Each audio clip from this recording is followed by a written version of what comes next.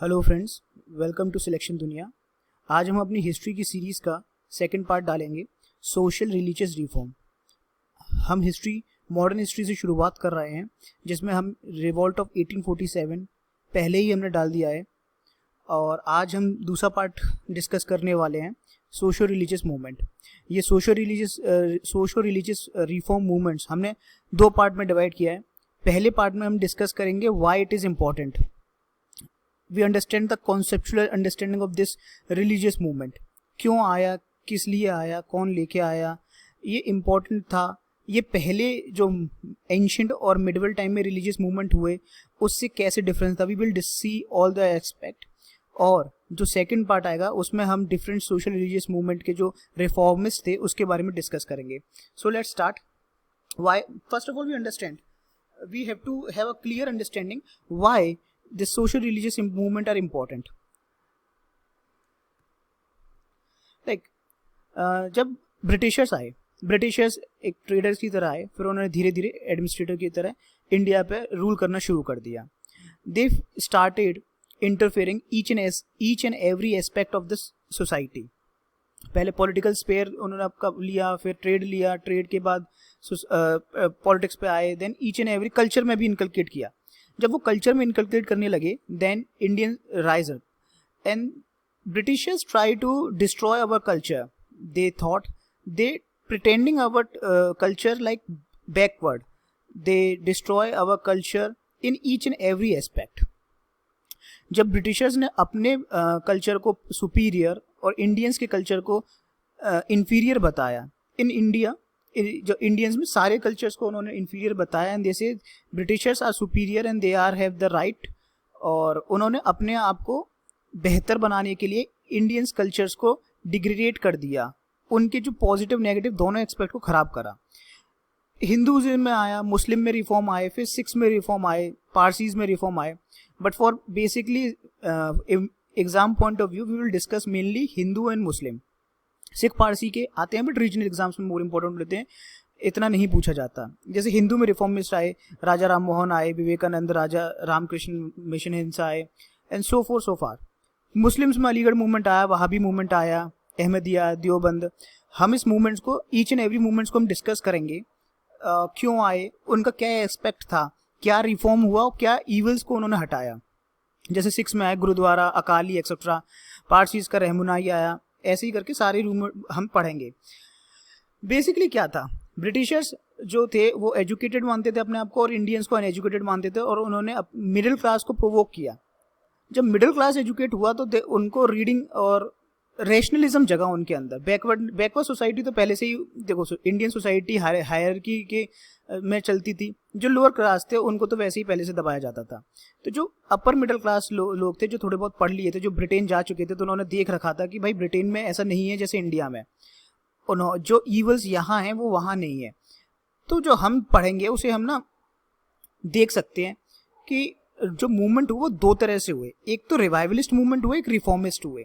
Revival मतलब कि जो पुरानी चीज़ों को हटा के नया एकदम से शुरू किया गया, और रिफॉर्मिस्ट मूवमेंट वो थे जो हमारे खुद की जो कल्चर था उसमें जो ईवल्स थे उनको हटाने की कोशिश की गई। हम अगर पॉइनियर देखें कि ये जो मूवमेंट शुरू हुआ, इसमें सबसे ज़्यादा योगदान और शुरुआत किसने की, फॉरमोस्ट कौन थी, वो थे राजा राम मोहन राय।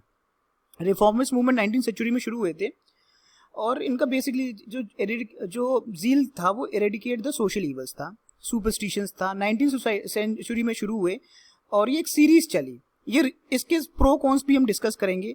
इसका एक सबसे बड़ा जो नेगेटिव इम्पैक्ट था वो ये है कि ये जो भी रिफॉर्मिस्ट मूवमेंट शुरू हुए वो रीजनल थे, एक एरिया में शुरू हुए, एक एरिया में ही इन डेवलप हुए, ऑल ओवर इंडिया में नहीं हुए। बट जो इसका पॉजिटिव एस्पेक्ट, जो मेजर पॉजिटिव एस्पेक्ट जिसको हम मान सकते हैं, वो ये कह सकते हैं कि इन सोशल रिफॉर्म मूवमेंट ने हमें नेशनलिज्म के लिए प्रोवोक किया। देखो, हम नेशनल मूवमेंट को ना, जो रिफॉर्मिस्ट मूवमेंट को हम चार कैटेगरी में देख सकते हैं। सबसे पहले जो इंडिया के अंदर जो डायमेंशंस हैं, जो ईवल डायमेंशन हैं, जो एंटी सोशल ईवल्स हैं, जो कि हमने लिस्ट में दे रखे हैं, जैसे occultism, superstitions, polytheism, idolatry, degradation position of women, exploitative caste hierarchy, इसमें याद देखो सुपरस्टिशंस, एज भी लोग पहले वुमेन्स को मार देते थे, विच क्राफ्ट, ब्लैक मैजिक, बहुत सारे सुपरस्टिशंस। हालांकि हम देख सकते हैं कुछ सुपरस्टिशंस को आज भी हम मानते हैं, but not on that sense. But हाँ, अब साइंटिफिकली हम काफ़ी इंप्रूव हो चुके हैं, बट पहले बहुत मानते थे। दूसरा पॉलिथिज्म, मतलब काफ़ी भगवानों को मानना, आइडोलट्री मतलब मूर्ति पूजा, जो एक काफ़ी बड़ा ये था कि किसी को भी भगवान मान के उनकी पूजा करना शुरू कर देते थे।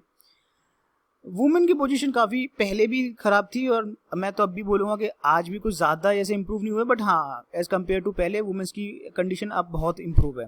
वुमेन्स को just a thing of pleasure समझा जाता था, काफ़ी शादियाँ करना एक कॉमन चीज़ थी। वुमेन्स को विच क्राफ्ट या चुड़ैल मान के जला दिया जाता था। सती कॉमन एक प्रैक्टिस थी, अगर किसी वुमेन का हस्बैंड मर जाता है तो उसको उसी की चिता के साथ जला देते थे। सबसे ज़्यादा जो चीज़ ख़राब थी सोसाइटी में उस समय थी कास्ट सिस्टम। हालांकि अभी भी है, बट इतना नहीं है, अब तो हम सब अपॉर्चुनिटी दी गई है। डॉक्टर भीमराव अंबेडकर के लिए इंडिया में जब ब्रिटिशर्स थे, सबसे ज़्यादा मेन इंपॉर्टेंट था कास्टिज्म को हटाना। गांधी जी के लिए एक बड़ी प्रॉब्लम क्रिएट कर रहे थे। गांधी जी चाहते थे कि सब इकट्ठा होकर ब्रिटिशर्स के खिलाफ लड़ें, बट अंबेडकर चाहते थे कि ब्रिटिशर्स जाएं। वो जानते थे कि अगर ब्रिटिशर्स गए तो कास्टिज्म शायद मिटना मुश्किल हो जाएगा, इक्वलिटी नहीं मिल पाएगी, तो इसलिए उनके लिए जो प्राइमरी चीज़ थी वो तो कास्टिज्म। हम आगे देखते हैं। दूसरा जो हम डायमेंशन देख सकते हैं, दूसरे डायमेंशन जो हम देख सकते हैं कि दूसरा क्या था जिसकी वजह से हम ये नेशनल रिफॉर्म मूवमेंट ज़्यादा वॉरवेट हुई। एक तो anti colonial cultural ideological hegemony. इसका मतलब ये हुआ कि बेसिकली क्या था, ब्रिटिशर्स ने अपने जो कल्चर को सुपीरियर रखा, हमारे कल्चर को छोटा दिखाया। उसमें क्या हुआ कि उनकी आइडियोलॉजी के मुताबिक हम बेकार थे, हमारा कल्चर बेकार था। हमारे कल्चर को उन्होंने एक बैकवर्ड बताया, विच क्राफ्ट बताया, कुछ नहीं, नॉट एग्जिस्टेंस बताया। बल्कि रियलिटी ये है कि इंडियन कल्चर से, इंडिया से ही सारे कल्चर्स इवॉल्व हुए हैं एक तरह से।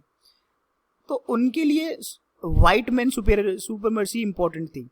वो हमारे कल्चर्स को, हमारी आइडियोलॉजी को कहीं नहीं समझते थे अपने सामने, जिसके पीछे इंडियंस को दबाया गया। इंडियंस के साथ काफ़ी इंडियन कल्चर को लेके, इंडिया के कल्चर पर काफ़ी प्रश्न चिन्ह उठा दिए गए। तो ये एक मूवमेंट आया कि इंडियंस ने रेप्लिकेट किया और अपने आप को इम्प्रूव करके दिखाया कि नहीं, वी हैव सुपीरियर कल्चर। जिसका सबसे बड़ा एग्जांपल आता है स्वामी विवेकानंद। स्वामी विवेकानंद ने हिंदुज़म को काफ़ी अपग्रेड किया, उसके ईवल्स को हटाया, और जो प्योर और true form of Indian culture था, हिंदुज़म था, वो समाज के सामने ला के रखाया। तब ब्रिटिशर्स को मानना पड़ा कि हाँ, इंडियन कल्चर इज़ सुपीरियर। उससे ही सारे कल्चर्स आए। काफ़ी सारी चीज़ों को वो जब डिग्रेड करते थे, नेग्लेक्ट करते थे, उन्हें डिनाई कर दिया था। बट बाद में जब रिफॉर्मिस्ट मूवमेंट आए, काफ़ी बड़े लोग जो स्वामी विवेकानंद, राजा राम मोहन राय, रामकृष्ण मिशंस, काफ़ी सारे लोग जो आगे आए, उन्होंने अपने अपने कल्चर को, अपने अपने रिलीजन को इम्प्रूव करके दिखाया, बेहतर बताया, प्रूफ्स दिए, तब उन्होंने माना। हमने एक चीज़ और बेहतर की, हमने वेस्ट का जो अच्छी चीज़ें थी वो तो ली, excepting west good thing. Like हमने सती प्रथा बंद कर दी, वेस्ट में नहीं थी, हमारे में बंद कर दी। और उनकी जो रिजेक्टिंग है, उनके हमने जो गलत चीज़ हैं उन्हें रिजेक्ट किया। ये हमारे रिफॉर्मिस्ट मूवमेंट में काफ़ी इंपॉर्टेंट पार्ट हमने करके दिखाया। जो भी ब्रिटिशर्स का, या हम कह सकते हैं वेस्ट का, जो अच्छा चीज़ थी वो हमने ली, और जो बुरी चीज़ थी, जो बैड थिंग्स थी, वो हमने हटा दी। दूसरा, ये प्रूव करके दिखाया कि इंडिया रिवाइव करके दिखाया कि इंडिया का जो ओल्ड और ट्रू कल्चर है वो सबसे बेस्ट है। कैरेक्टरिस्टिक्स क्या थे मेनली, जो मूवमेंट रिलीज हुआ था, और उसके कैरेक्टरिस्टिक्स होते हैं, किस तरह से फॉर्म होता है, उसके स्प्रेड ऑफ एरिया कैसा था, ये सब देखते हैं। कल्चर जब वो ये जो कैरेक्टरिस्टिक्स थे मेनली क्या था, इसके हम प्रो कॉन्स देख सकते हैं कि भाई नेचर कैसा रहा, इसका नेचर कैसा रहा। नेचर रहा, ये एक प्रोग्रेसिव नेचर था। कैसा था? प्रोग्रेसिव था, अपग्रेड कर रहा था सोसाइटी को, मॉडर्नाइजेशन की तरफ लेके गया। किसकी तरफ लेके गया? मॉडर्नाइजेशन की तरफ लेके गया। दूसरा, डेवलपमेंटल था इसका ये। तीसरी चीज हमें सेक्युलर, जो बहुत ही मेन था, हमने वैसे गुड में क्या सीखा, लिबर्टी को एक्सेप्ट किया, हमने इक्वलिटी को एक्सेप्ट किया, हमने फ्रेटर्निटी को एक्सेप्ट किया, और वेस्ट की जो नेगेटिव चीजें थी हम उसे हटाया मॉडर्नाइजेशन की तरफ। ये जो रिफॉर्मिस्ट मूवमेंट शुरू हुए ये ह्यूमनिज्म के तरह, मतलब ह्यूमन सेंट्रिक थे, सोल सेंट्रिक, पुनर्जन्म या आइडलिस्टिक नहीं थे। ये आइडलिस्टिक बिल्कुल नहीं थे, ये ह्यूमन सेंट्रिक थे, ह्यूमन से रिलेटेड थे। इस रिफॉर्म मूवमेंट्स ने रैशनलिज्म को इम्प्रूव किया, या कह सकते हैं जगाया। रैशनलिज्म, सोचने की क्षमता, रेशनल थिंकिंग लगाई। रिवाइवलिस्ट थे, इन्होंने पुरानी चीजों को हटाया और रिवाइवलिस्ट मूवमेंट थे, ये रिवाइवलिस्ट मूवमेंट थे। नेशनलिस्ट थे, ये जो नेशनल सोशल रिलीजियस मूवमेंट जो हुए, ये एक बैकडोर या फिर कहते हैं बैकग्राउंड क्रिएट किया, लोगों में रैशनल थिंकिंग जगाई और इन सब को नेशनलिज्म की तरफ बढ़ाया। क्वेश्चनिंग पैदा करी। रैशनलिज्म यही क्वेश्चनिंग पैदा की कि what is right, what is wrong, human के लिए क्या सही है क्या गलत है। और अगर हम इसकी प्रो की बात देखें, अगर हम इसकी देखें कि इसमें नेगेटिव चीजें क्या थी, एक तो ये रीजनल था, पूरे इंडिया में, और पैन इंडिया नहीं था, रीजनल था, अर्बन था, अर्बन था, मिडिल क्लास ओरिएंटेड था। मिडिल लोअर क्लास को तो वैसे भी कुछ नहीं पता। पैरोकियल था, और क्या था, पैरोकियल था। और इसने कम्युनलिज्म को बढ़ावा दिया। हर कल्चर अपने आप को बेहतर और इंप्रूव करने की होड़ में लग गया, जिससे कम्युनलिज्म में काफी इंपैक्ट आया। दूसरा ये देख सकते हैं कि ये जो मैंने अभी बताया कि मिडिल क्लास था, वेस्टर्न एजुकेशन के इंटेलेक्चुअल को दिया। दूसरा ये यही था कि इसने डिफरेंट पार्ट ऑफ इंडिया था, ऑब्जेक्टिव सिमिलर थे but different part of India था, और कल्चरल आइडियलिस्टिक स्ट्रगल हुआ जिसकी वजह से कम्युनलिज्म को बढ़ावा मिला। अलग अलग स्फीयर्स देखते हैं, अलग अलग स्फीयर को टच किया इस मूवमेंट ने। Religion, social and political. Religion में क्या है, रैशनलिज्म आया, भाई सोचने की क्षमता बढ़ाई, क्वेश्चनिंग इंप्रूव करी लोगों की, क्या सही है क्या नहीं, तर्क वितर्क की शक्ति बढ़ा दी। रिलीजन को यूनिलिज्म के बराबर माना, लाइक हिंदुज्म को ऐसा नहीं माना कि ये सिर्फ हिंदुओं का है, इसको हमने बढ़ाया, ऑल ओवर वर्ल्ड के लिए गया कि anyone can accept, anyone can take, और इसमें ऐसा कुछ नहीं है कि सिर्फ हिंदू ही एक्सेप्टेबल हैं। हमने कन्वर्जन को भी ध्यान दिया, बट फोर्सफुल कन्वर्जन नहीं था, कन्वर्जन जो घर वापसी के लिए बुलाए जाते थे, जो लोग समझते थे कि हिंदुज्म अच्छा नहीं है, या फिर मुस्लिम ने भी किया, क्रिश्चियन ने भी किया। मैं एक पर्टिकुलरली हिंदुज्म को लेके चल रहा हूँ, बट ये सब मूवमेंट जितनी भी चीजें हुई वो हर रिलीजन में हुई। जब रिफॉर्मिस्ट मूवमेंट शुरू हुए, मुस्लिम में भी था, जो मुस्लिम से अदर क्रिश्चियनिटी में कन्वर्ट हो रहे थे फॉर ल्योर, जैसे क्रिश्चियन जो मिशनरीज आए वो लोअर क्लास को ल्योर करते थे कि हम आपको रिस्पेक्ट देंगे और पैसा देंगे, जमीन देंगे, अच्छी पोजीशन देंगे if you convert into Christianity. तो ये वापस लाके देखो, धर्म से ऊपर कुछ नहीं है, धर्म आपकी आइडेंटिटी है, पर धर्म अंधविश्वास से अलग है। अंधविश्वास और धर्म में एक बहुत बारीक लाइन है जो रैशनलिज्म सपोर्ट करता है, रैशनलिज्म समझाता है कि वो बारीक लाइन क्या है। ह्यूमनिज्म, धर्म इंसान ने बनाया है और इंसान से ऊपर कुछ नहीं है, इसलिए इंसानियत को हम महत्व देंगे, ह्यूमनिज्म को महत्व दिया है इसमें। सेकुलरिज्म, सब बराबर हैं, सब एक के लिए सम्मान की प्रति भावना देंगे, रेस्पेक्ट देंगे, हर रिलीजन एक दूसरे के लिए सम्मान प्रति करता है। Religion is like opium to the society, ऐसा बोला जाता है। इसका मतलब ये नहीं कि हम अपने रिलीजन की वजह से दूसरे रिलीजन को हर्ट करें या दूसरे लोगों को मारें, नहीं। रिलीजन का मतलब है कि सब एक दूसरे के साथ शांति, प्रेम, स्नेह के साथ रहें, जो कि आजकल स्टूडेंट समझ रहे हैं बट पॉलिटिशियन नहीं समझ पा रहे। सोशल स्फीयर क्या था, देखो काफी सारे इवल्स थे, सोशल स्फीयर थे, जिसको हटाने के बाद रिलीजियस मूवमेंट शुरू हुए। और वो जो एक्सपेक्ट क्या थे, जो इवल्स थिंक क्या थी, जिसकी वजह से ये सोशल रिफॉर्मर्स मूवमेंट शुरू हुए। पर्दा सिस्टम बहुत इंपॉर्टेंट सिस्टम था जो मुगल टाइम से चला आ रहा था। वुमेन्स को मैंने ऐसे बताया कि एक सिस्टम, एक just a thing of pleasure समझा जाता था। घर में रहो, घर के काम करो, बाहर निकलना उनके लिए अलाउड नहीं था, एजुकेशन अलाउड नहीं था। They just a machine to born child, वो भी अगर सन है तो इम्पोर्टेंट है, वुमेन गर्ल चाइल्ड को तो मार दिया जाता था। और ये अभी ईवल्स इंडिया में परमानेंटली खत्म नहीं हुए, कुछ पार्ट्स में अभी भी ये चलते हैं। पर्दा सिस्टम आप भी राजस्थान और रीजनल इंडिया में जाओगे तो अभी भी देखने को मिलता है, बट इंडिया बहुत डेवलप कर चुका है, काफी चीजें हट गई हैं। चाइल्ड मैरिज अभी भी बहुत कॉमन है, बट उस टाइम पे प्रोमिनेंट था। मैं ये नहीं कह रहा कि अब खत्म हो गया है, अभी भी कुछ जगहों पे है, बट उस टाइम पे प्रोमिनेंट था। अब तो खैर as a law, as a judiciary, as a constitutionally illegal है ये सब चीजें, बट पहले ये सोसाइटी में एक्सेप्टेबल था, अब तो लोग नहीं करते, बट पहले सोसाइटी में एक्सेप्टेबल था। Child marriage is very common thing, it's not a big deal. Lack of education, education सिर्फ अपर कास्ट को, हायर क्लास को और कुछ रिच पर्सन्स के ही लिए थी, जो अपने बच्चों को बाहर भेज सकते थे, या रिलीजन की दी थी, जाती संस्कृत या उर्दू की लैंग्वेज दी जाती थी, वो भी बॉयज को। गर्ल्स को they are not allowed to study. But धीरे धीरे सोसाइटी में चेंजेस आए, गवर्नमेंट ने हेल्प किए, रिफॉर्मिस्ट आए, उन्होंने वुमेन्स के लिए स्कूल खोले, विडो रीमैरिज करवाई, स्पेशली गर्ल ओरिएंटेड स्कूल्स खोले। ये सब हम देखेंगे अगली स्लाइड में, अगले लेक्चर में हम देखेंगे कि किस किस रिफॉर्मिस्ट मूवमेंट ने क्या क्या हेल्प की सोसाइटी में रिफॉर्म लाने की, और ये आज भी चल रहा है। Unequal rights for marriage, divorce and inheritance, ये बात अभी भी है कि लाइक वुमेन्स को अनइक्वल राइट, जैसे वुमेन को हमेशा बर्डन समझा गया सोसाइटी में। पहले जब अगर लड़की पैदा हो जाए तो मार दिया जाता था, अगर सर्वाइव कर जाए तो उसे बर्डन मारता था, क्योंकि दहेज इतना ज्यादा दिया जाता था, डाउरी जो आज भी प्रोमिनेंट है, दहेज की वजह से गर्ल्स को हमेशा ईवल की तरह देखा गया है। डिवोर्स में इक्वल राइट्स नहीं थे, गर्ल्स को कुछ नहीं मिलता था, बहुत सारी प्रॉब्लम्स थी।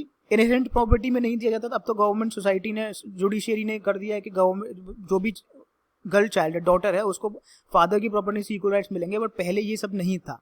पॉलीगैमी थी, वुमेन्स एक वुमेन से सेटिस्फाई नहीं थे, काफ़ी 3-4 करते थे, हिंदू में भी, मुस्लिम में भी, अदर में भी, और उसके लिए कोई रूल्स नहीं थे। अगर they are not satisfied with their women, they can have many marriages, और उस समय ये ऑब्जेक्टेबल भी नहीं था, it's like common thing for everyone. Female infanticide, औरतों को मार देना, रिस्ट्रिक्शंस ऑफ विडो रीमैरिज, पहले like medical facilities are not up to the mark, तब डेथ रेशियो भी ज़्यादा था, लोग जल्दी मर जाते थे, फार्मर्स मर जाते थे, इन्फेक्शन से मर जाते थे, वॉर में मरते, तो एक टाइम था कि लोग मरते थे ज़्यादा, और एक वुमेन का रीमैरिज होना, मतलब विडो भी एक कॉमन थिंग थी। अब तो लाइक हेल्थ सिस्टम बहुत ज़्यादा है तो इतना इशू नहीं होते, बट पहले मर जाते थे, तो वुमेन्स के लिए भी इशू हो जाता था कि भाई विडो हो जाती थी। पर वो जब विडो एक अर्ली एज में हो जाती थी, they have chance to restart their life, but society don't allow that to do. Society ने विडो रेमेज को रिस्ट्रिक्ट कर रखा था। विडो इज लाइक ईवल, उन्हें घर के कोने में पड़ा रहने देते, सफ़ेद साड़ी पहनी रखनी है, उन्हें किसी भी ऑस्पिशियस ओकेजन पे इनवाइट नहीं किया जाता था, उन्हें ईवल माना जाता था, किसी भी अच्छे ओकेजन पे उन्हें उस अंदर ही नहीं जाने दिया जाता था, उन्हें एक कमरा दिया जाता था, उन्हें एक साधारण खाना दिया जाता था, मतलब उनकी लाइफ बहुत ज़्यादा हेल हो जाती थी। सती बहुत प्रोमिनेंट था, देखो बर्डन माना जाता था वुमेन को, अगर वो जिंदा रहेगी और उसकी शादी करेंगे तो दहेज देना पड़ेगा, इसलिए बचपन में मार देते, और अगर शादी के बाद अगर विडो हो गई तो पूरी जिंदगी उसे पालना पड़ेगा, इसलिए लोग क्या करते थे, सती कर देते थे। जब उसका हस्बैंड मर जाता तो साथ में उसको भी जला देते थे, और बोलते थे कि ये वहां जाके सेवा करेगी, ऊपर जाएगी उसके साथ सेवा करेगी।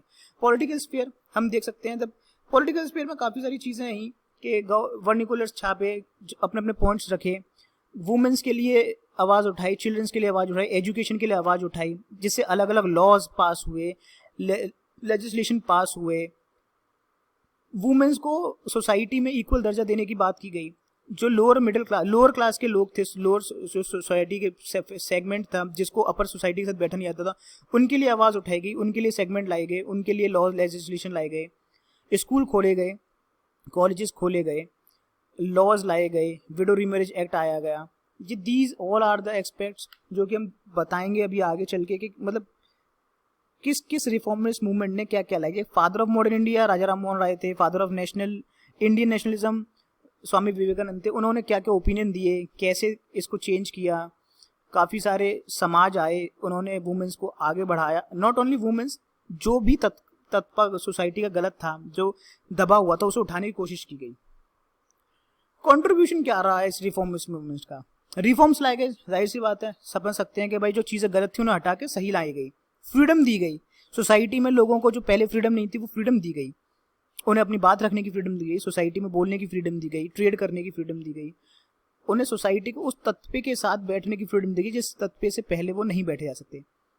स्ट्रगल मास स्ट्रगल आया, नेशनलिज्म की भावना आई, ब्रिटिशर्स के खिलाफ स्ट्रगल किया, नॉट ओनली ब्रिटिशर्स के खिलाफ स्ट्रगल किया, इंटरनल स्ट्रगल भी किया, सोसाइटी में अपने सोसाइटी के ईवल्स के खिलाफ भी स्ट्रगल किया, सोसाइटी ने अपने दूसरी सोसाइटी के लोगों के साथ भी स्ट्रगल किया अपने आप को बेहतर प्रूव करने के लिए। वुमेन्स को एनलाइटनमेंट हुआ और पहला कॉन्स्टिट्यूशन हुआ इंडिया में। कॉन्स्टिट्यूशंस में जो अब नींव दी गई है freedom of equality, discrimination, exploitation, untouchability, liberty, ये जो हमें फंडामेंटल राइट्स दिए गए हैं वो, और जो हमारे कॉन्स्टिट्यूशन में जो भी हमारे लिए पॉजिटिव एस्पेक्ट्स हैं, वो कहाँ से शुरू हुए? वो यही, उन सबका बेस यही रिफॉर्मिस्ट मूवमेंट थे। अभी के लिए हम इतना ही बताते हैं, ये एक कॉन्सेप्चुअल क्लैरिटी के लिए था। जो मेन एग्जाम ओरिएंटेड है कि कौन एग्जाम में पूछा जाता है फैक्चुअल डाटा, ये अगर आप मेंस की तैयारी कर रहे हैं तो उसके लिए काफ़ी हेल्पफुल रहेगा, आपको समझने में काफ़ी कॉन्सेप्ट क्लियर करेंगे। पर जो भी एग्जाम ओरिएंटेड हैं, जिनको फैक्चुअल डाटा देना है कि कौन सा मूवमेंट किसने शुरू किया, किस एरिया में किया, किस ईयर में किया, कौन से रिफॉर्मिस्ट थे, वो हम नेक्स्ट स्लाइड में बताएंगे, नेक्स्ट सेशन में डिस्कस करेंगे each and everything. So thanks you all of guys who are studying with us, thank you very much, this is lot of us for us. आप हम लोग से जुड़े रहे, उसके लिए धन्यवाद हम